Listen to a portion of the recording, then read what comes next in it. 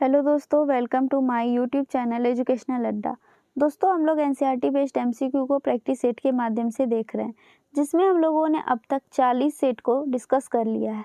आज के सेट में हम लोग सेट नंबर 41 को देखेंगे। अगर आपने हमारी पहले की वीडियोस को नहीं देखा है तो उसे देख लीजिएगा। अगर वीडियो अच्छी लगे तो लाइक कीजिए, अपने दोस्तों से शेयर कीजिए। चलिए स्टार्ट करते हैं आज के सेशन को। आज के सेट का पहला प्रश्न है, अनुच्छेद 243 सी किससे संबंधित है? तो दोस्तों, अनुच्छेद 243 का सी पंचायतों की संरचना से संबंधित है। किससे? पंचायतों की संरचना से। इसका सही आंसर ऑप्शन नंबर डी हो जाएगा। दोस्तों, इस अनुच्छेद के अनुसार राज्य विधानमंडल के पास पंचायतों की संरचना के लिए प्रावधान करने का अधिकार है। तो इस हिसाब से इसका सही आंसर ऑप्शन नंबर डी हो जाएगा। अगला प्रश्न है, संयुक्त राष्ट्र रक्षा परिषद के अस्थायी सदस्यों के संबंध में निम्नलिखित में से कौन से कथन सही है? पूछ रहा है कौन सा कथन सही है। तो चलिए देखते हैं दोनों कथन को।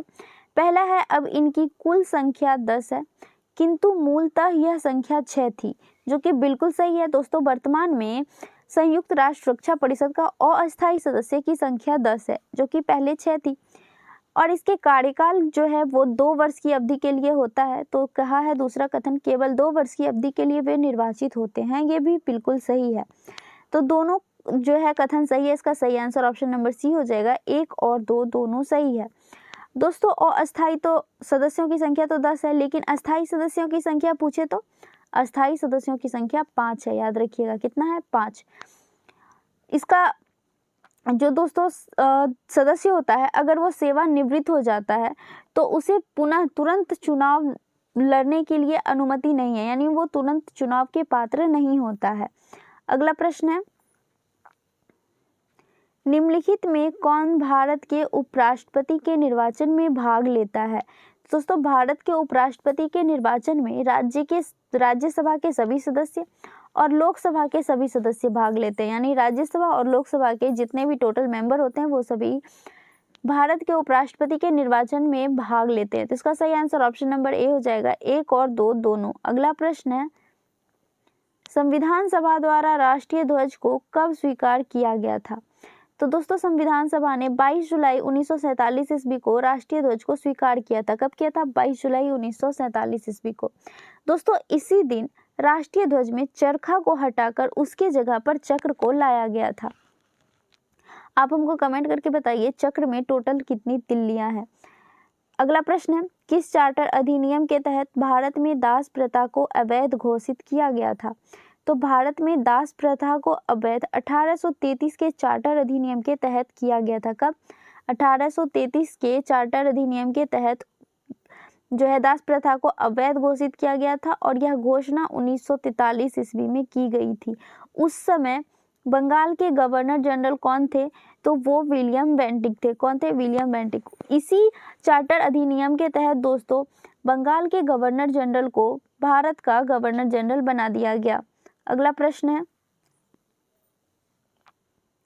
सार्वजनिक धन का संरक्षक कौन होता है? दोस्तों, सार्वजनिक धन का संरक्षक CIJ होता है। कौन होता है? CIG जो है वो होता है, यानी कि कैग जो है वो सार्वजनिक धन का संरक्षक होता है। दोस्तों, कैग ये भारत के केंद्र एवं राज्य सरकार के सभी खर्चों का लेखा परीक्षण करता है, और साथ ही खातों के सर्वोच्च निकाय भी होते हैं। तो इसका सही आंसर ऑप्शन नंबर डी हो जाएगा।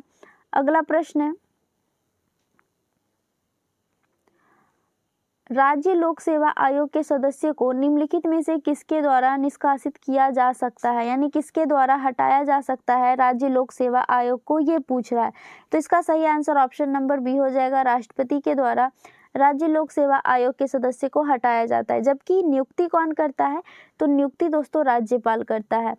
जबकि जो लोक सेवा आयोग है, केंद्र का लोक सेवा आयोग है, यानी UPSC, उसमें उसके सभी सदस्यों को राष्ट्रपति के द्वारा निर्वाचित भी किया जाता है और हटाया भी जाता है। अगला प्रश्न है, निम्नलिखित में से कौन राज्य सूची का विषय नहीं है? तो इसमें से जो है दोस्तों कौन सा पूछ रहा राज्य सूची का विषय नहीं है, तो वो हो जाएगा समाचार पत्र, जो कि राज्य सूची का विषय ना होकर समवर्ती सूची का विषय है, जबकि कृषि, वन, सिंचाई ये सभी राज्य सूची का विषय है। तो इसका सही आंसर ऑप्शन नंबर सी हो जाएगा। अगला प्रश्न है, आधुनिक कंप्यूटर की खोज सर्वप्रथम किस वर्ष हुई थी? पूछ रहा है कि आधुनिक कंप्यूटर जो है उसकी खोज किस वर्ष हुई थी? तो दोस्तों ENIAC यानी कि electronic numerical integrator and computer का आविष्कार पेनिसिल्वेनिया यूनिवर्सिटी के प्रोफेसर जे पेस्टर्ड एक्वर्ट और जॉन मैथली के द्वारा 1946 ईस्वी में किया गया था। किसके द्वारा किया गया था? तो जे पेस्टर्ड एक्वर्ट और जॉन मैथली के द्वारा 1946 में किया गया था। तो इसका सही आंसर ऑप्शन नंबर ए होगा। अगला प्रश्न है, चरित्रहीन पुस्तक के लेखक निम्नलिखित में से कौन है? तो दोस्तों चरित्रहीन पुस्तक के लेखक कौन है? इसका सही आंसर ऑप्शन नंबर सी हो जाएगा, शरद चंद्र चट्टोपाध्याय। कौन है चरित्रहीन पुस्तक के लेखक? तो शरद चंद्र चट्टोपाध्याय हैं। अगला प्रश्न है, निम्नलिखित में से कौन जननायक के उपनाम से प्रसिद्ध है? तो जननायक के उपनाम से कौन जाने जाते हैं? तो वो हो जाएगा कर्पूरी ठाकुर। इसका सही answer option number C Karpoori Thakur होगा। जबकि लोकनायक के नाम से कौन जाने जाते हैं? तो जयप्रकाश नारायण लोकनायक के नाम से जाने जाते हैं। अनुग्रह नारायण सिंह बिहार विभूति के नाम से जाने जाते हैं। तो इसका सही answer option number C Karpoori Thakur हो जाएगा। अगला प्रश्न है, बिरजू महाराज का संबंध किस शास्त्रीय नृत्य से है? तो दोस्तों बिरजू महाराज का संबंध कथक से है। किससे है? कथक से। इसका सही आंसर ऑप्शन नंबर बी हो जाएगा। बिरजू महाराज कहाँ के थे दोस्तों? तो ये लखनऊ के कालिका विदादीन घराने के प्रमुख नर्तक थे। कौन थे? लखनऊ के कालिका विदादीन घराने के प्रमुख नर्तक, जो कि कथक नृत्य से संबंधित है। अगला प्रश्न है, अंतर्राष्ट्रीय परमाणु ऊर्जा अधिकरण यानी कि IAEA का मुख्यालय कहाँ है? ये पूछ रहा है। तो इसका सही आंसर ऑप्शन नंबर सी हो जाएगा। वियना में IAEA का हेडक्वार्टर है। जबकि इसका स्थापना कब हुआ था अगर पूछे, तो इसकी स्थापना 29 जुलाई 1957 ईस्वी को हुआ था। कब हुआ था? 29 जुलाई 1957 ईस्वी को। इसका सही आंसर ऑप्शन नंबर सी हो जाएगा। दोस्तों इसका स्थापना हुआ किसके अंतर्गत था? तो संयुक्त राष्ट्र के अंतर्गत IAEA का स्थापना किया गया था। अगला प्रश्न है, हिंदुस्तान एरोनॉटिक्स लिमिटेड की स्थापना किस वर्ष की गई थी? तो हिंदुस्तान एरोनॉटिकल्स लिमिटेड की स्थापना 1940 ईस्वी में किया गया था। कब किया गया था? 23 दिसंबर 1940 में। इसका सही आंसर ऑप्शन नंबर ए हो जाएगा। अगला प्रश्न है, निम्नलिखित में से किस शासक को शिलादित्य कहा गया है? दोस्तों शिलादित्य किसे कहा गया है? तो वो हो जाएगा हर्षवर्धन। इसका सही आंसर ऑप्शन नंबर डी हो जाएगा। हर्षवर्धन को शिलादित्य कहा गया है। दोस्तों हर्षवर्धन को भारत का आखिरी महान हिंदू सम्राट माना जाता है। आप लोग हमें कमेंट करके बताइएगा कि हर्षवर्धन के समय कौन सा चीनी यात्री भारत आया था। अगला प्रश्न है, किस वंश के शासनकाल में तीनों संगम का आयोजन किया गया था? 3 संगम हुआ था दक्षिण भारत में, और वो तीनों संगम किसके समय में हुआ था? तो वो दोस्तों इसका सही आंसर ऑप्शन नंबर बी हो जाएगा। पांड्य वंश के टाइम, उस टाइम पे पांड्य का वंश चल रहा था।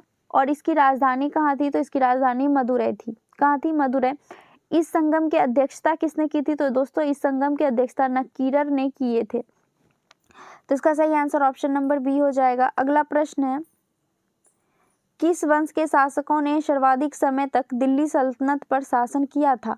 सबसे ज्यादा दिल्ली सल्तनत पर कौन शासन किया था? तो वो हो जाएगा दोस्तों तुगलक वंश। किसने किया था? तुगलक वंश ने लगभग 90 से 95 वर्ष के बीच किया था। यानी कि 1320 से लेकर 1414 ईस्वी तक तुगलक वंश का शासन रहा था दिल्ली सल्तनत पे। तो ये टोटल कितना हो जाएगा? तो 94 के राउंड 94 वर्ष के राउंड हो जाएगा कि तुगलक वंश ने दिल्ली सल्तनत पर शासन किया था।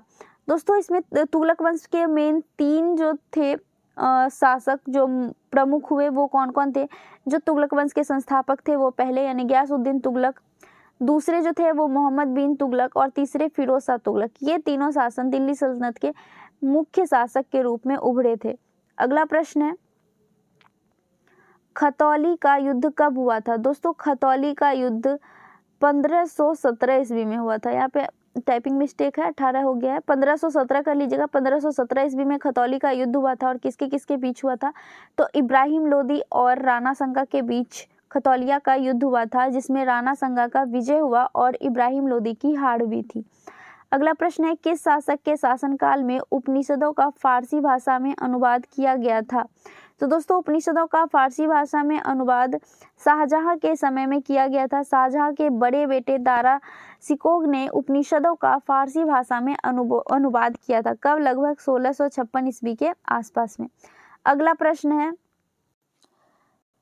डेक्कन एजुकेशन सोसाइटी की स्थापना निम्न में से किसने की थी? तो दोस्तों डेक्कन एजुकेशन सोसाइटी की स्थापना बाल गंगाधर तिलक के साथ गोपाल गणेश अंगयार के द्वारा भी किया गया था। तो इसका सही आंसर ऑप्शन नंबर बी हो जाएगा, बाल गंगाधर तिलक। और कब किया गया था? तो 1884 ईस्वी में डेक्कन एजुकेशन सोसाइटी की स्थापना की गई थी बाल गंगाधर तिलक के द्वारा। अगला प्रश्न है, निम्नलिखित नेताओं में कौन स्वदेशी के समर्थक थे? तो स्वदेशी के समर्थक कौन थे? तो दोस्तों स्वदेशी के समर्थक अरविंद घोष थे। इनके साथ लाला लाजपत राय, बाल गंगाधर तिलक, बिपिन चंद्र पाल और रविंद्रनाथ ठाकुर भी थे। तो इसका सही आंसर ऑप्शन नंबर बी हो जाएगा। अगला प्रश्न है,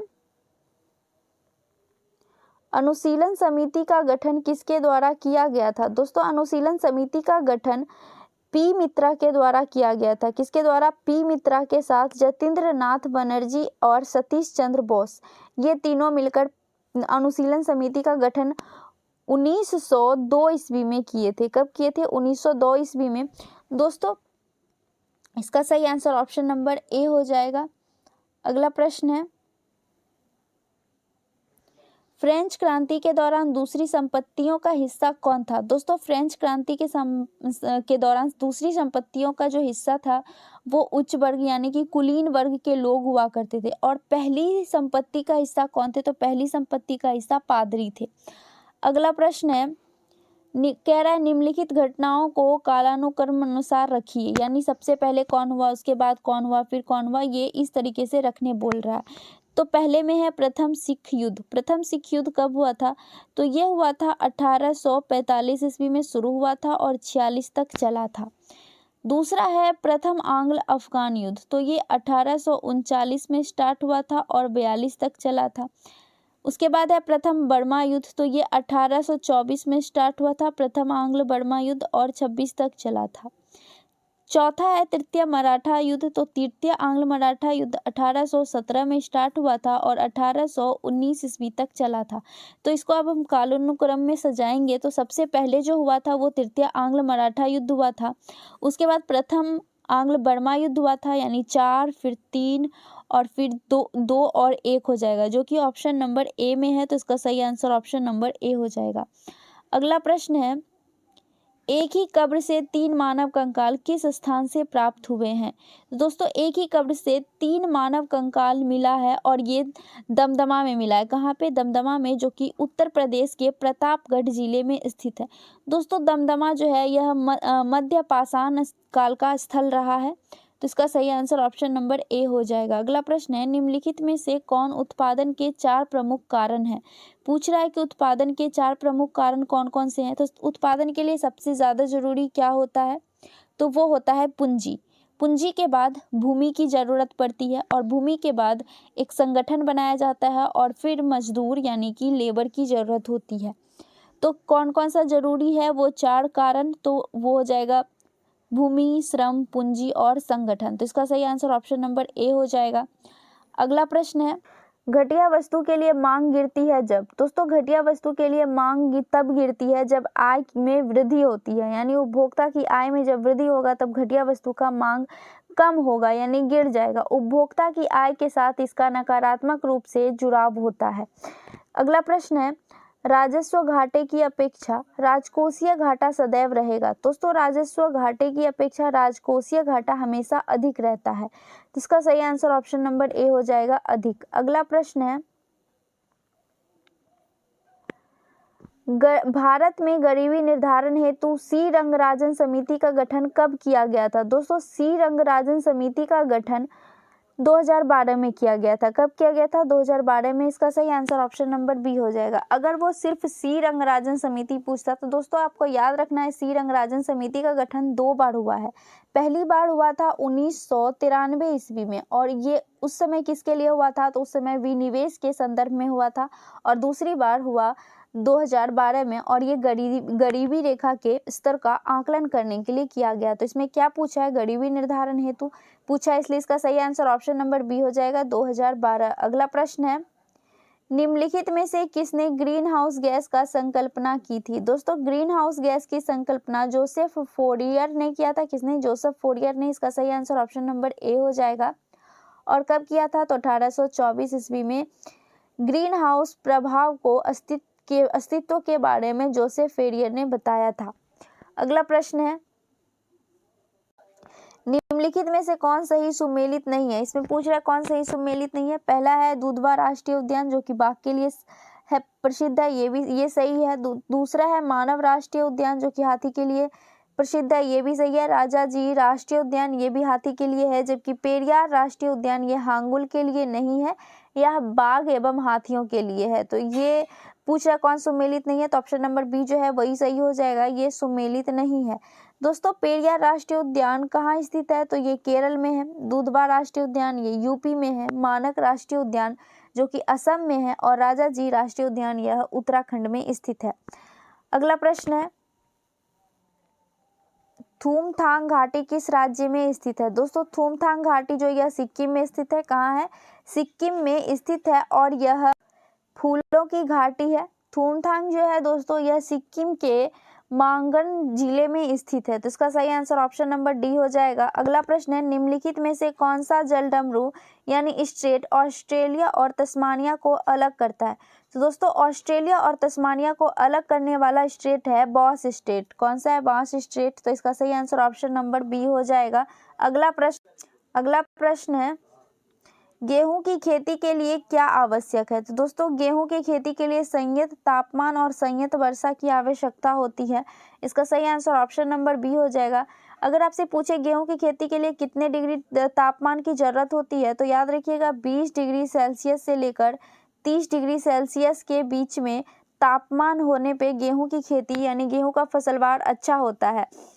दोस्तों, गेहूं की खेती समशीतोष्ण जलवायु में काफी अच्छा होता है। तो इसका सही आंसर ऑप्शन नंबर बी हो जाएगा, संयत तापमान तथा संयत वर्षा। अगला प्रश्न है, भारत एवं पाकिस्तान के बीच सिंधु जल समझौता कब हुआ था? तो भारत और पाकिस्तान के बीच सिंधु जल समझौता 1960 ईस्वी में हुआ था, और यह कराची में हुआ था। कब हुआ था? 19 सितंबर 1960 ईस्वी को कराची में हुआ था, और इस पे जवाहरलाल नेहरू और पाकिस्तान के राष्ट्रपति मौर्सल मोहम्मद के बीच ये हस्ताक्षर किया गया था। अगला प्रश्न है, दस्ते लूट रेगिस्तान का संबंध किस देश से है? तो दस्ते लूट रेगिस्तान का संबंध दोस्तों ईरान से है। कहाँ से? ईरान से। इसका सही आंसर ऑप्शन नंबर बी हो जाएगा। चीन में कौन कौन सा मरुस्थल है? तो टकला मकान और गोबी मरुस्थल चीन में है।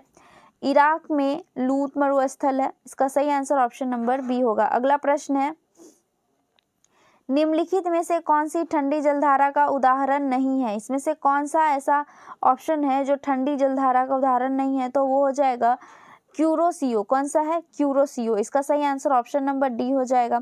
अगला प्रश्न है, काली मिट्टी का निर्माण किस प्रकार के चट्टानों के टुकड़े होने से होती है? तो काली मिट्टी का निर्माण किस चट्टान के टूटने से होती है? तो वो है बेसाल्ट चट्टान। इसका सही आंसर ऑप्शन नंबर सी हो जाएगा, बेसाल्ट। अगला प्रश्न है, जीवित प्राणियों के शरीर में होने वाली निम्नलिखित में से कौन सी एक प्रक्रिया पाचन प्रक्रिया है? तो वो हो जाएगा दोस्तों प्रोटीन का एमिनो अम्ल में विखंडन। प्रोटीन का एमिनो अम्ल में टूटना जीवित प्राणी के शरीर में एक पाचन प्रक्रिया है। तो इसका सही आंसर ऑप्शन नंबर ए हो जाएगा। पाचन जो है दोस्तों एक अपचयन प्रक्रिया है, जिसमें भोजन के बड़े टुकड़े छोटे छोटे अणुओं में टूटते हैं और फिर उसका पाचन होता है। तो इसका सही आंसर ऑप्शन नंबर ए हो जाएगा। अगला प्रश्न है, पूरे शरीर में ऑक्सीजन ले जाने का महत्वपूर्ण भूमिका कौन निभाता है? तो दोस्तों हमारे पूरे शरीर में ऑक्सीजन का परिवहन कौन करता है? तो वो हो जाएगा आरबीसी, यानी कि लाल रक्त कणिका जो है वो हमारे पूरे शरीर में ऑक्सीजन का परिवहन करता है। इसका सही आंसर ऑप्शन नंबर सी हो जाएगा। अगला प्रश्न है, दुधारू पशुओं की निम्नलिखित बीमारियों में से कौन सी संक्रमणीय है? इसमें से कौन सा ऐसा बीमारी है जो कि हमारे घर में जो पशु हम लोग पालते हैं उस पशु में फैलने वाली बीमारी है? तो इसका सही आंसर ऑप्शन नंबर डी हो जाएगा। ये सभी जो ऑप्शन है यानी कि foot and mouth, anthrax, black quarters and cowpox जो है ये सभी बीमारी संक्रमणीय बीमारी है। तो इसका सही आंसर ऑप्शन नंबर डी हो जाएगा। अगला प्रश्न है, ट्राइग्लिसराइड क्या है? इसमें पूछ रहा है कि ट्राइग्लिसराइड क्या है? तो दोस्तों ये एक प्रकार का वसा है। इसका सही आंसर ऑप्शन नंबर बी हो जाएगा, जो कि हमारे शरीर को ऊर्जा देने का महत्वपूर्ण स्रोत है। तो इसका सही आंसर ऑप्शन बी हो जाएगा। अगला प्रश्न है, अस्पतालों से निकलने वाले जैविक कचरे के निपटान का सबसे अच्छा तरीका क्या है? दोस्तों अस्पताल में जो जैविक कचरे बनते हैं उसको खत्म करने के लिए कौन सा तरीका अपनाया जाता है? तो वो हो जाएगा भस्मीकरण। इसका सही आंसर ऑप्शन नंबर सी हो जाएगा। भस्मीकरण क्या होता है? तो ज़्यादा तापमान पर जो जैविक कचरे होते हैं उसको ज़्यादा तापमान पर गर्म किया जाता है, जिससे उसका द्रव्यमान और आयतन कम हो जाता है और उसका खतरनाक जो गुण होता है वो नष्ट हो जाता है, जिसको हम लोग भस्मीकरण करके जानते हैं। तो इसका सही आंसर ऑप्शन नंबर सी हो जाएगा। अगला प्रश्न है, इंसुलिन हार्मोन है। इंसुलिन हार्मोन क्या है? तो यह एक पेप्टाइड है। क्या है? पेप्टाइड। इसका सही आंसर ऑप्शन नंबर ए हो जाएगा। अगला प्रश्न है, लंबे समय तक कठोर शारीरिक कार्य के पश्चात मांसपेशियों में थकान का अनुभव होता है, इसका कारण क्या है? तो जो हमारे शरीर में हमारी मांसपेशियों में थका हुआ महसूस होता है, थकान महसूस होता है, वो क्यों होता है? तो वो लैक्टिक अम्ल के संचयन की वजह से होता है। तो इसका सही आंसर ऑप्शन नंबर डी हो जाएगा, लैक्टिक अम्ल। अगला प्रश्न है, जीवित प्राणियों में क्रमिक विकास की दृष्टि से निम्नलिखित में से कौन एक क्रमिक विकास का सही अनुक्रम है? तो इसका सही आंसर हो जाएगा ऑप्शन नंबर बी, शार्क, कच्छप और फिर उदबिलार। सबसे पहले शार्क, उसके बाद कच्छप, यानी कि पहले जलीय जीव हो जाएगा, फिर उभयचर यानी जो जल और थल दोनों पे रहता है, और फिर जो स्थल पे रहता है। तो शार्क हो जाएगा, फिर कच्छप हो जाएगा, फिर उदबिलाव हो जाएगा। तो इसका सही आंसर ऑप्शन नंबर बी हो जाएगा। अगला प्रश्न है, निम्न में से कौन धनात्मक आवेश रहित होता है? इसमें से पूछ रहा है कि कौन धनात्मक आवेश रहित होता है। तो इसका सही आंसर ऑप्शन नंबर सी हो जाएगा, बीटा कण। दोस्तों बीटा कण जो है वह इलेक्ट्रॉन के समान द्रव्यमान और आवेग होता है। इलेक्ट्रॉन के समान इसमें द्रव्यमान और आवेग होता है, जिसकी वजह से यह निगेटिव जो है वो आवेश इसका निगेटिव होता है। तो इसका सही आंसर ऑप्शन नंबर बी हो जाएगा। अगला प्रश्न है, लिटमस विलयन जब ना तो अम्लीय होता है और ना तो क्षारीय होता है तो वो उस समय किस रंग का होता है? इसका सही आंसर ऑप्शन नंबर डी हो जाएगा, वो बैगनी रंग का होता है। यानी जब वो ना अम्लीय होता है ना क्षारीय होता है उस समय उसका रंग बैगनी होता है। अगला प्रश्न है, निम्न में से कौन अदिश राशि का उदाहरण है? इसमें से कौन सा अदिश राशि है? तो इसका सही आंसर ऑप्शन नंबर डी हो जाएगा। ऊर्जा जो है दोस्तों वह एक अदिश राशि है, जबकि वेग, बल और संवेग ये सभी सदिश राशि का उदाहरण है। अगला प्रश्न है, किसी वस्तु का जड़त्व मापने के लिए कौन सी इकाई का प्रयोग किया जाता है? तो जड़त्व मापने के लिए किस इकाई का प्रयोग होता है? तो इसका सही आंसर ऑप्शन नंबर ए हो जाएगा, द्रव्यमान के द्वारा जड़त्व मापा जाता है। तो इसका सही आंसर ऑप्शन नंबर ए हो जाएगा। दोस्तों हमारा आज का सेशन यहीं तक था। वीडियो कैसी लगी कमेंट में जरूर बताइएगा। अगर अच्छी लगी हो तो लाइक कीजिए, अपने दोस्तों में शेयर कीजिए। मिलते हैं नेक्स्ट सेशन में, तब तक के लिए जय हिंद।